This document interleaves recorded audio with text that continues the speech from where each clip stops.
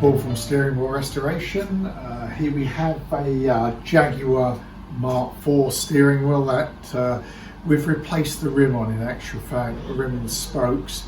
The rims are hollow on the original steering wheels and they tear out at the steel work here, and they can be welded up, but they normally split again.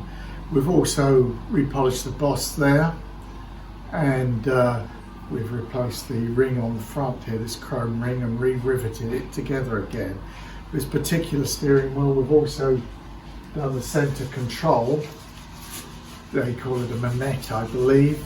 That's got the dip switch on it, indicators I guess, and that sits in the middle of the steering wheel. And that's Jaguar Mark 4.